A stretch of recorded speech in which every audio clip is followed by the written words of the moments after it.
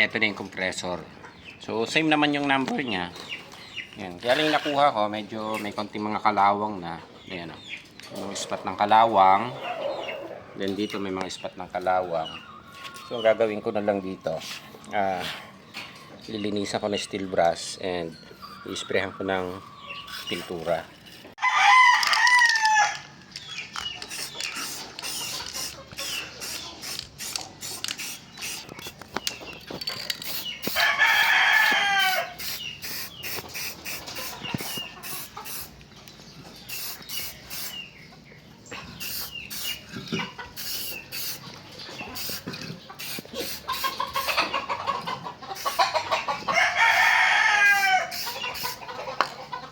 Kapit na natin yung compressor ngayon.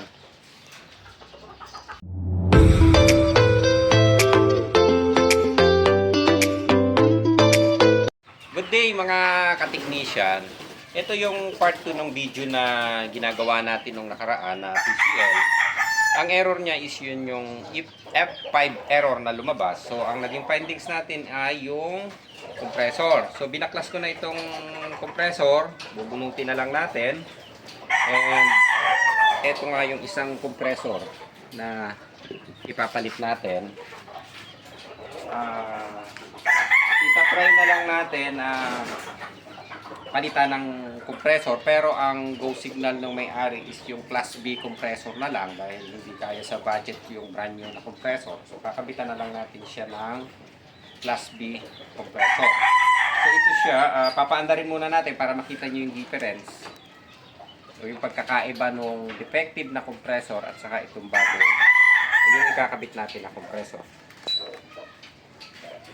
Ayan, so naka-wiring na naman siya. Antay lang natin umandar.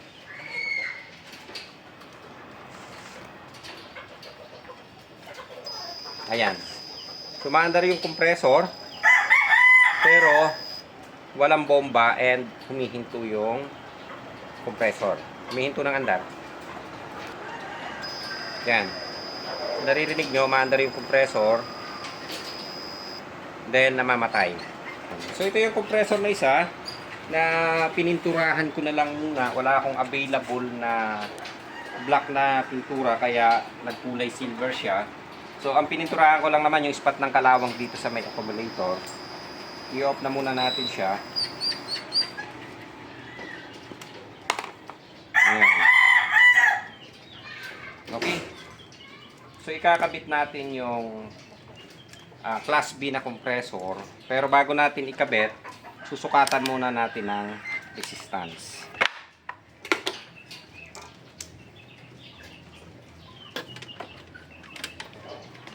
Ayan. So, naka-resistance setup tayo. Tingnan natin muna yung bagong compressor. 3.2 ohms. So, sa kabilang terminal, 3.2 ohms. So, ilipat natin doon sa kabilang terminal, 3.2 ohms. So, ibig sabihin, balance siya. Ayan, 3.2 ohms ang nakukuha natin. So, dito sa kabila, ganun din ang sistema na gagawin natin. 3.2 ohms din. Ililipat natin siya. 3.2 ohms. And try natin yung sa kabilang terminal. Yan, 3.2 ohms din. So parehas sila kung gagamitan natin ng digital tester or analog tester. Yung resistance ng compressor natin parehas dito sa gagamitin natin. Pero ito, hindi mag-start ang compressor. So bago natin ikabit yung compressor, paandarin muna natin to. Titingnan natin kung bobomba yung compressor natin. Okay. Then, yung blue.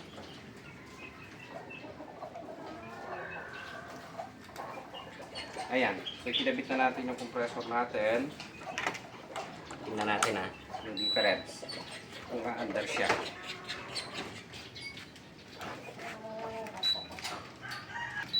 Ayan, so binaba ko lang sa 19 degree. And antayin natin umandar. Kapag ka doon sa resistance ang ginamit natin sa pag-check ng compressor, makikita natin yung papalitan natin compressor at saka itong ipapalit natin na class B compressor, yung resistance niya parehas, 3.2 ohms ang nakukuha natin. Pero itong isang compressor ayaw bumomba, ayaw umandar ng diretso dahil lumalabas yung F5 error. So titingnan natin ngayon itong compressor na second hand na ikakabit natin. Class B lang siya dahil class B lang ang kinaya ng customer na budget. Ayan. So umandar na yung compressor. Ayan ah. Bumubomba yung compressor natin. Umaandar ng tuloy-tuloy.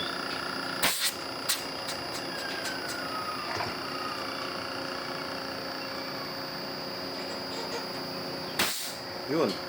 Okay. So dito pa lang confirm na natin na yung compressor natin, kahit gamitan natin ng tester, hindi natin makikita kung talagang defective ang compressor natin kung hindi tayo gagamit ng pang-actual na compressor. So doon sa naunang video natin, confirm naman natin na defective talaga yung compressor.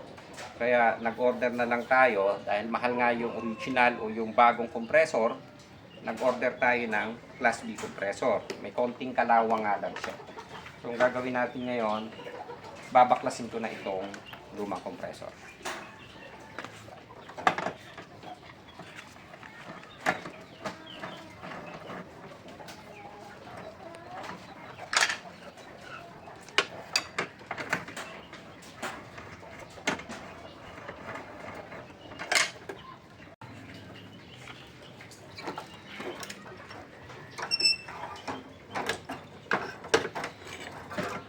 Ayan.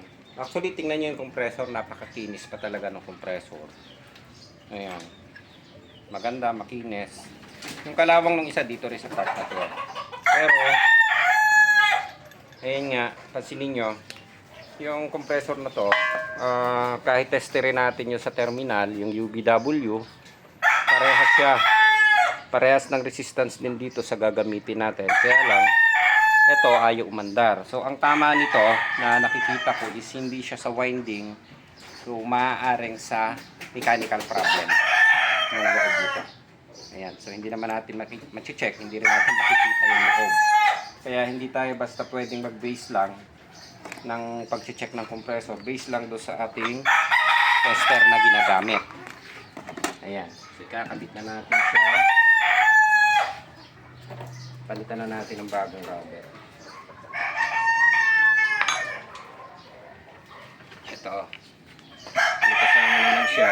Naging kulay silver lang itong part na to kasi inisprayan ko ng pintura para hindi na lumala. So, pwede naman to kahit mas maganda kung black para hindi pangit ang itsura. Kaya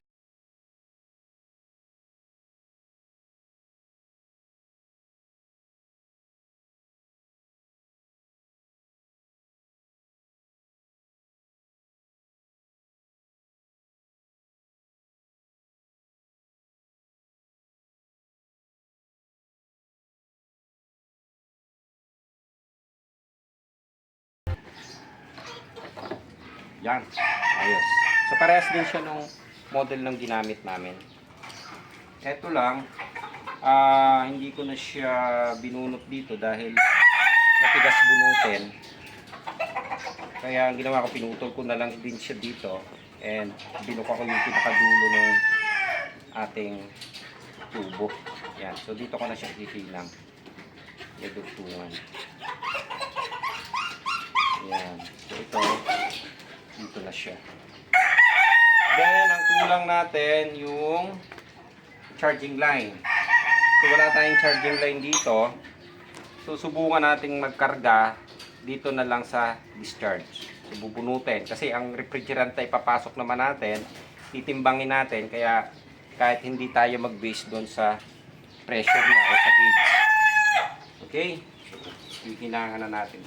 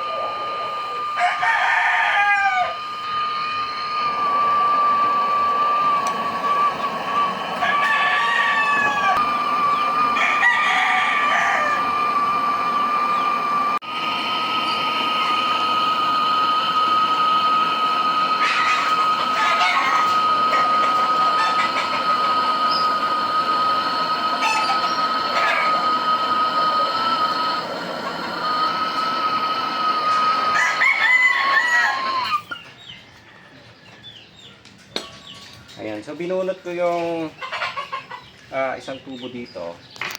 Dito ako nagkabit ng access valve sa discharge. So dito na natin siya papasukan ng refrigerant sa discharge. So kami nagbubutas dito kasi ang kailangan lang naman natin dito is titimbangin natin yung refrigerant na ipapasok natin. Then yun yung tawag dito, kahit hindi na tayo gumamit ng pinaka-gauge, basta yung pinasok natin na refrigerant ay sakto. So ang eksaktong karga nito is 380 grams. So 380 grams. So naubusan ako. Dapat ang gagamitin ko dito yung 410 na. Kaya lang kulang na ito eh. So ang gagamitin na lang din natin yung original na refrigerant niya. Meron pa tayo ditong R32. So R32 ang laman nito. Nagpa-rescue lang tayo doon sa isang kasamahan nating technician. Sabi ko kulang yung refrigerant ko. So dinalhan ako si David Canilaw. Okay, shoutout kay David Canilaw. Doon sa pinadala niyang refrigerant. So sinadya niya pa pala dito ito kanina. Pinatid sa akin. Okay, so magba-vacuum na lang muna tayo. And before tayo pala mag-vacuum, papaandarin na lang muna natin ulit yung compressor natin. O paandarin natin yung unit para mag-flushing siya dito bago tayo mag-vacuum. Okay. That's right. Ayan. Kakabit ko lang itong, ayan, so diretso na kasi ito, ipiting ko lang ng konti para hindi lumog yung terminal ng compressor. Ayan. Ayan, so dire-diretso na tayo. Paandarin lang natin saglit. Tignan natin kung bubomba siya dito. Ayan, so medyo mainit pa yung portion na to. Dito yung ating access valve. Ayan, so pwede na natin ibalik yung mga sensor.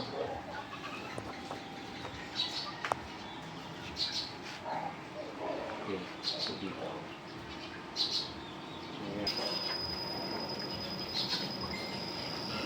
Ayan, so mandar na yung compressor natin.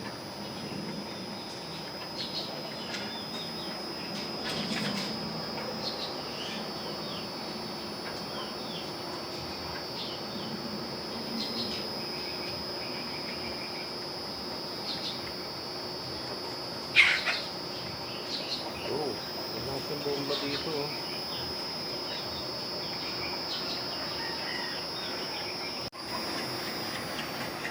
Ayan. Sumandar yung compressor.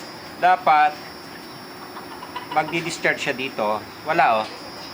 So ibig sabihin, papatayin ko muna. Hindi natin pwede patagalin ng andar. By pagkakamali ako sa procedure na ginawa natin, dapat nag-flushing muna ako nito. Ayan. So magdodoble ngayon ang trabaho natin. Ang mangyayari, babaklasin ko ulit siya and ipa-flushing ko. Dapat ito magkakaroon ng discharge. So nangyari, wala. So ito yung rason siguro kaya nasira ang compressor nito. Nagkaroon siya ng bara. So maaaring sa capillary or doon sa filter natin. So ang gagawin ko ngayon, bubunutin ko siya dito. Hindi ko na siya tatanggalin dito. Dito na lang sa pinakadugtungan niya. Tatanggalin ko yung hinang and tatanggalin ko yung dugtong dito sa pinakakapillary. Then bobombahan natin ng nitrogen. So meron naman tayong nitrogen pa dito para makita natin, matanggal natin yung bara. Pero titingnan ko din kung kailangan ba nating magpalit nitong pinaka-filter. Ayan. So barado siya. Ayaw niyang mag-out o mag-discharge. Ayan. Okay. So proceed ulit tayo. Baklas. Ayan. So okay na. Ang ginawa ko muna, binunot ko siya. Binunot ko to, then tinlasin ko siya ng nitro and ng refrigerant. Dito para mas malinis. Naging mas kampante tayo kanina. Akala ko kasi ay walang ibang aberya. So hindi natin sinunod talaga yung procedure na dapat magpa-flashing tayo. So, kailangan malinis ang system. So, ang ginawa natin, binunot ko siya, itong capillary. Binunot ko siya dito. Binunot ko na rin yung, yung sa condenser. So, ito na siya ngayon. May bomba na siya. Ito, may higop na rin. Ito sa capillary. Yan, may higop na siya. Yun, may bomba na rin siya.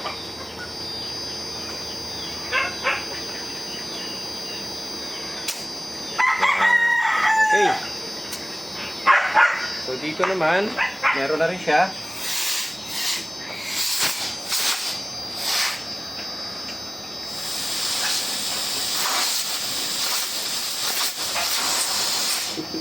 Ayan, so malinis na siya. Okay na, so ikakabit ko na lang muna. Then, iba-vacuum natin para makargahan ng refrigerant. So ito yung kulang ko kanina. Hindi ko muna siya pinlasing. Kaya nung magawa natin, meron siya sigurong bara, hindi makabomba ang compressor. So ngayon, bumomba na yung compressor. Yan na, nakakabomba na siya. Okay, so assemble ko na lang ulit. Ibabalik ko, tinanggal ko rin itong tubo. Baka ako nagkaroon ng bara dito. Tinanggal ko siya sa hinang. And ibabalik na lang natin. So leak testing na lang tayo. Para isang gawaan lang. Ayan, kinargahan ko muna ng pressure. Ayan, so binunod ko to kanina eh. Ayan, so wala naman tayong leak na nakita. And ayan, so magpuproceed na tayo sa pagbabacuum.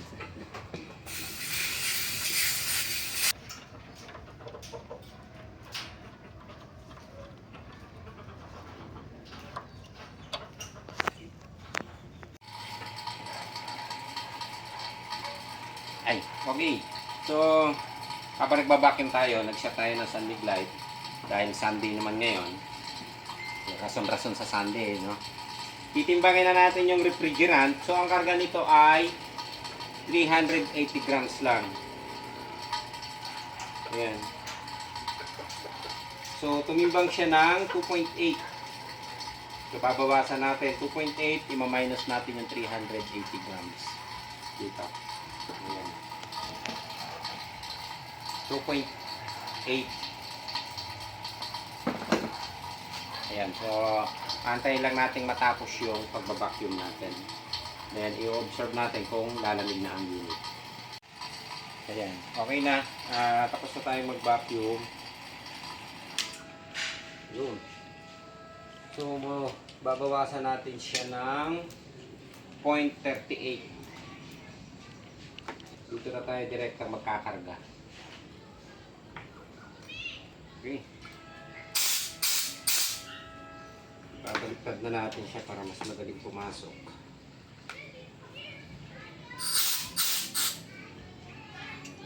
Ayan, 2.8.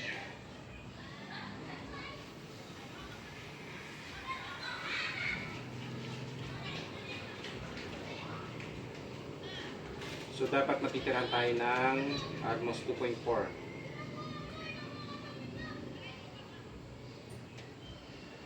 Yung. Okay na. So, nasa 2.5. Sumamihos natin. Ayan, 2.4. Ito. Yun, 2.4. Okay na. So, pasok na yung refrigerant natin. Yung requirements natin na refrigerant, okay na siya. Ipit lang natin ng konti ito. And, paanda rin na natin siya. Tingnan natin kung successful at lalamig na siya.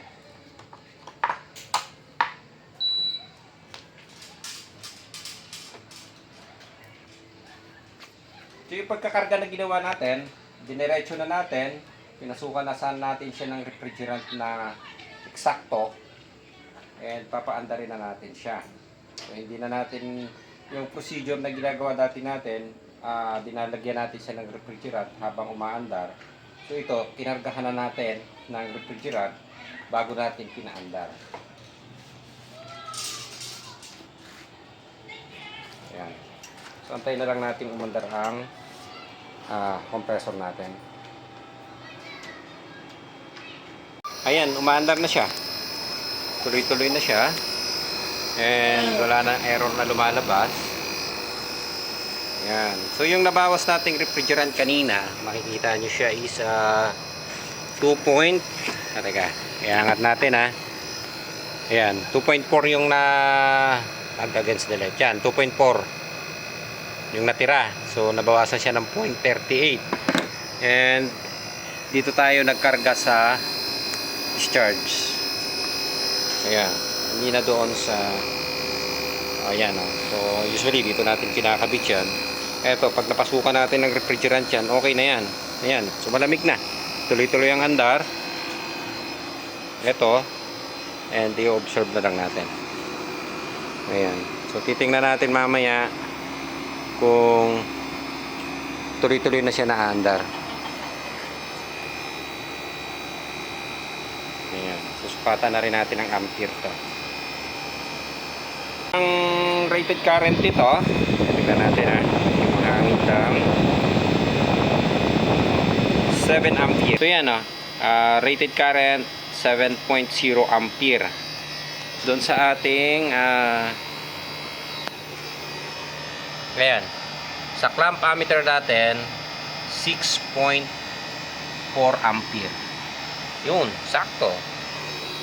Okay, so hindi tayo nag-base doon sa gauge. Ayan, so hindi ko na nga tinignan kung ano yung pressure natin, pero pakita na rin natin.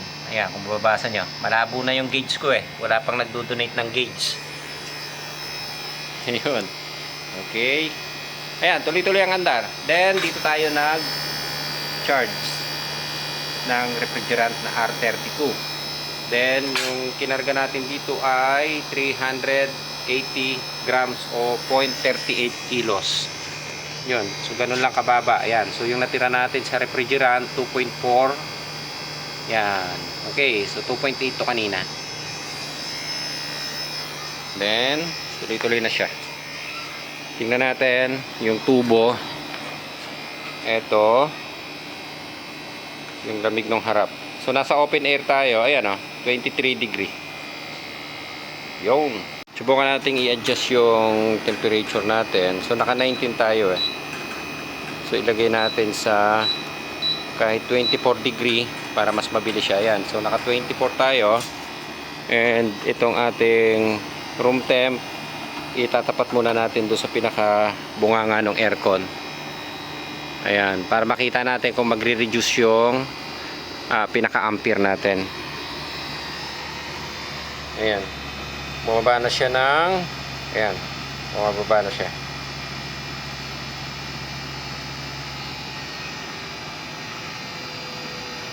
Yan. Tuloy-tuloy na. Bumababa na siya. So, gumagana yung room temp sa sensor natin. Yun. So, bumaba na yung ampere niya. Naka-open air kasi tayo, kaya hindi natin ma-observe ng maayos.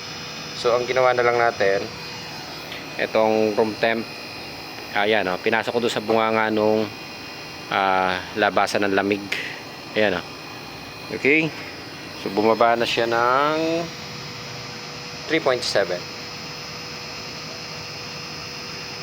Yan, tingnan natin kung hanggang sa mag-automatic siya. So, naka 24 degree siya. Yan, mababa na yung ampere niya. 3.6. Ayan. Okay, so ililipat na ulit natin siya dito sa harap ng evaporator. Yan. And, observe na lang natin. Ayan. Okay na yung unit natin. Ayan. So, bumaba na yung ampere natin ng 3.1 ampere.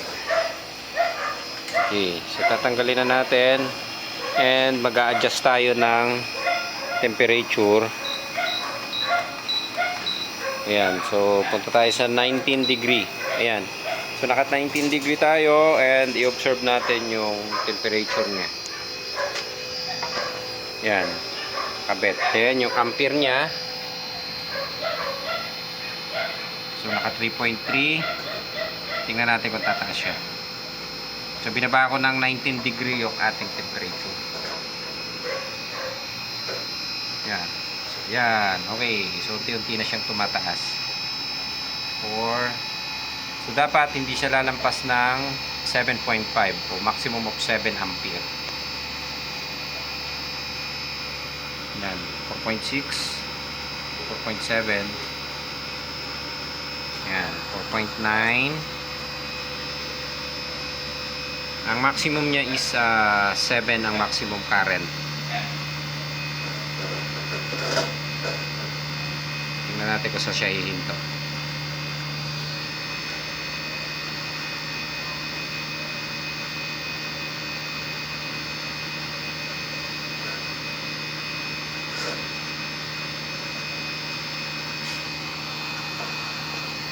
Ayan, so nasa 5.4 na tayo. And kung maririnig nyo yung compressor natin, naka full speed na siya.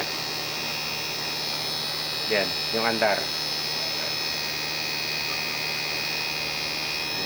Yan yung current natin, o yung ampere natin, pumatak na ng 5.4. Okay, so okay na yung unit natin. Ayan, tapos na. In-observe na rin natin. Nagtubig na siya. Okay na rin yung lamig. So, i-off na natin siya. Ayan. So, okay na. Malamig na rin siya. Maayos na.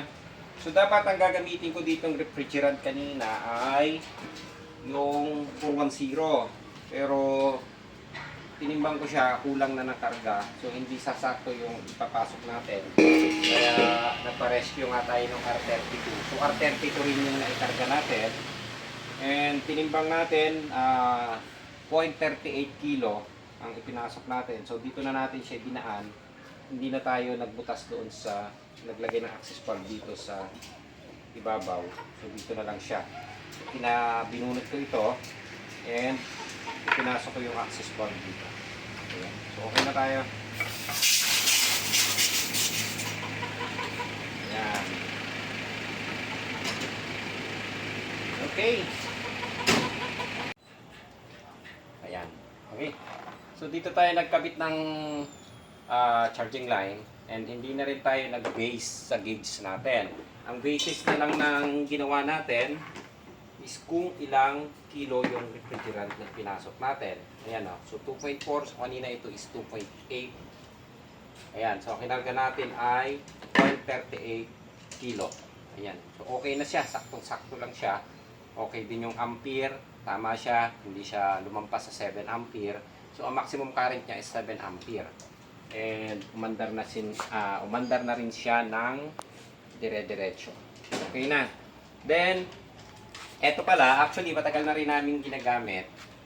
Yung R32 talaga, ginagamitan namin ng 410. So, hindi lang namin noon inilalabas kasi maraming basher. Hindi daw pwede. Pero pwede siyang gamitin dito. Nagkataon lang na kulang na sa timbang yung ating 410. Kaya nagpa-rescue nga tayo ng R32. So, R32 rin, original na refrigerant yung ginamit natin. Kaya minsan mapapansin nyo doon sa compressor natin, may mga label yan dito sa sticker. Mababasa nyo 32/410. So, ibig sabihin, pwede siyang gamitin sa R32 at saka 410. Okay? So, since 2018, ginagamit na namin yung 410 dahil yung R32 noong mga 2018-2019, medyo mahirap pang bilihin ang R32. So, kadalasan walang tingi. And ang nabibili natin, nakatangke-tangke, so medyo mahal. Ayun, so ang ginamit natin, 410.